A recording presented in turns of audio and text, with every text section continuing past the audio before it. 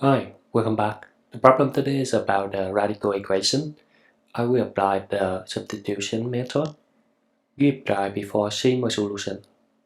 Now, let's get started.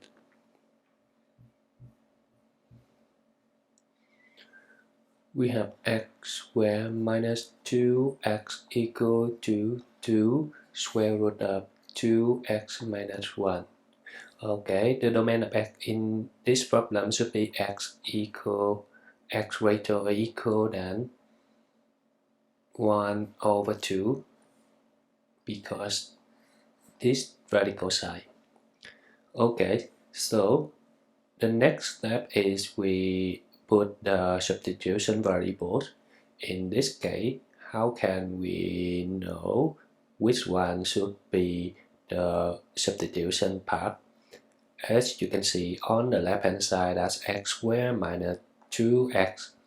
Then you can remember two identity, that is just plus 1, then you would have this is the identity that x minus 1 squared, and this will be equal to the right hand side plus 1. So then you would think you can put the substitution variable as the radical side, like square root of 2x minus 1 equal to y.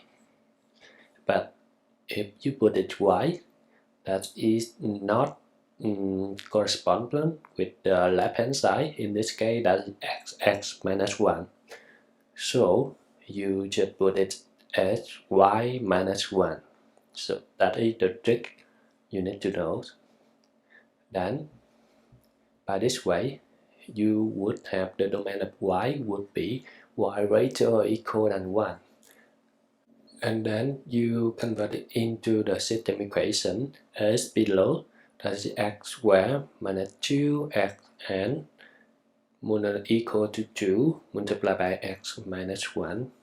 Similarly, on the second equation, that is x squared minus 2 y squared minus 2y equal to 2 x minus 1. To solve this system equation, that's pretty easy. Just minus both equations side by side. Then you would receive x minus y multiplied by x plus y equal to 0. And on the second, you would keep it x squared minus 2x equal to 2 multiply x y minus 1. And in the first equation, you can see that two cases x equal to y, then replace it into the second equation. You would receive x squared minus 4x plus 2 equal to 0, and this is the quadratic equation.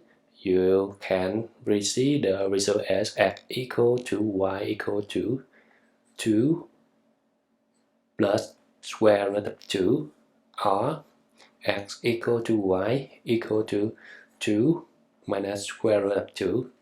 So we reject the second one because it's outside of the domain of y. This is smaller than 1, so we reject that. Then we receive the first root of this equation. Okay, move to the second case. The second case is x equal to negative y. Then replace into the second equation. You would have x squared equal to negative 2. Because x is the real number, so it's impossible. This means there is no solution for this case. In conclusion, the final answer of this problem is x equal to 2 plus square root of 2. That's all. Thanks for watching. See you later. Bye.